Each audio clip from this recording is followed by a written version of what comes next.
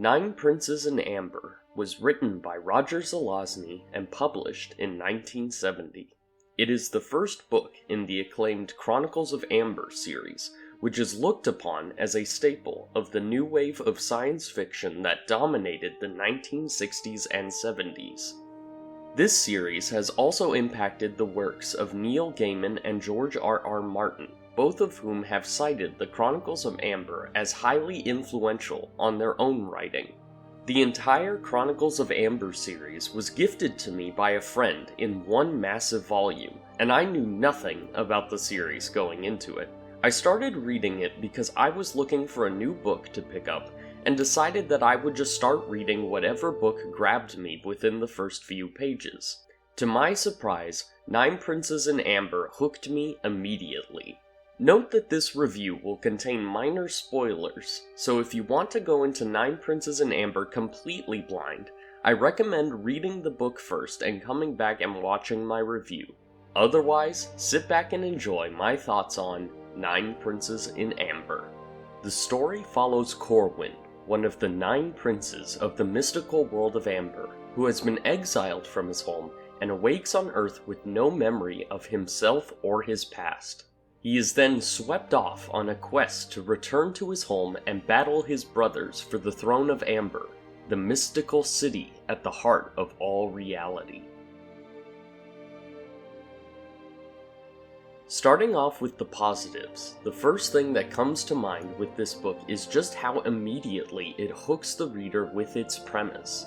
Unlike a lot of modern fantasy, the story is written from a first-person perspective, and begins with Corwin waking up in a modern-day hospital with amnesia. This is a very surprising beginning to a fantasy story that immediately caught my attention when I first read it.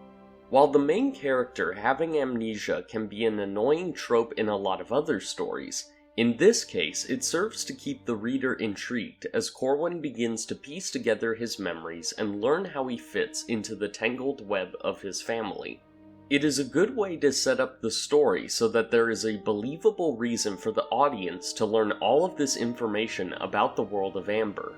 The pacing of the book is also great, as it doesn't spend too much time on exposition, and instead its focus is on the conflict between the siblings and exploring how the world of Amber works. What helps this book stand out from other science fiction and fantasy books is its deep roots within the new wave of science fiction.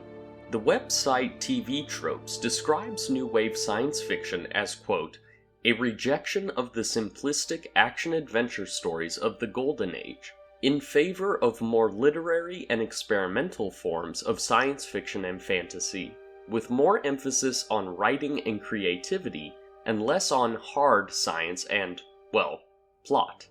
Nine Princes in Amber embodies the new wave movement to a T. It doesn't follow a typical hero's journey structure, as Corwin is basically a fully fledged character in the beginning of the story. Plus, the world of the book mixes elements of both science fiction and fantasy in a way that is very unique. The core magic system of the book is based around Shadow Earths. The concept is that the city of Amber is the heart of all realities. Therefore, every other reality is simply a shadow of the one true reality. Along with this, the Princes of Amber are able to travel between the Shadow Earths as well as draw power from them. As such, the fight scenes in this book often involve characters combining fantasy magic with modern-day technology to try to gain an advantage over their opponents. At first I was concerned that the narrative would lack tension given how powerful Corwin is. However, once the reader sees that his siblings are just as, if not more powerful than him, it raises the tension significantly. While the idea of characters drawing upon magic from a multiverse is fairly common in fiction today, it was very unique for a book published in the year 1970. The magic system is soft, with few guidelines, but to me it adds to the pulpy and experimental nature of the book. Beyond the magic and world building, I also really enjoyed the dialogue and character interactions. Corwin is a fun protagonist to follow as he is witty and has a lot of great banter with his siblings. The dialogue is snappy and feels very modern. "Alright, Corey, if it will make you happy," he said. "Your sister checked you in." Question mark, thought I. It is exchanges like this that make the dialogue so much fun to read. Corwin's development is also interesting, as the book is clearly setting him up to be the only merciful man within a family built on treachery and ruthlessness. Without spoiling the ending, the book ends with Corwin in a place that I didn't expect, and it makes me interested to see where his journey goes from here. As for the negatives, I would say that the book has some clunky and awkward prose in places. The downside of the book's fast pace is that the action and exposition can be glossed over a bit too quickly at times. Sometimes an action scene begins and ends without much description of what happened in between, and that can be frustrating as a reader who loves action in his books. There are also not enough moments for the side characters to breathe and really get fleshed out as characters. This book introduces a large cast of characters, but outside of Corwin, none of them get much development and are pretty one-note. Hopefully this will change as the series progresses, because the characters introduced in this book have a lot of potential for good growth and development. In conclusion, Nine Princes in Amber is a book that caught me by surprise in terms of how much I enjoyed it.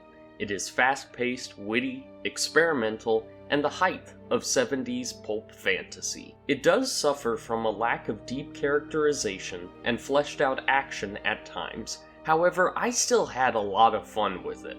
The best comparison I can come up with for this book is Masters of the Universe. They are both pulpy science fantasy stories with pretty one-note characters and a simple story.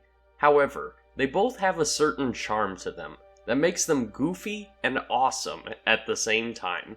Therefore, I'm giving Nine Princes in Amber 4 out of 5 stars. This was a fun read overall, and I'm very curious to see how the series develops. The books are pretty short, so I will probably fly through these pretty quickly, so stay tuned for more reviews on the Chronicles of Amber in the near future. I hope you all have enjoyed this review. Be sure to like and subscribe if you enjoyed the video, and comment down below on your own thoughts on Nine Princes in Amber, as well as what books you would like for me to cover in the future. Thank you all for watching, and I'll see you in the next video.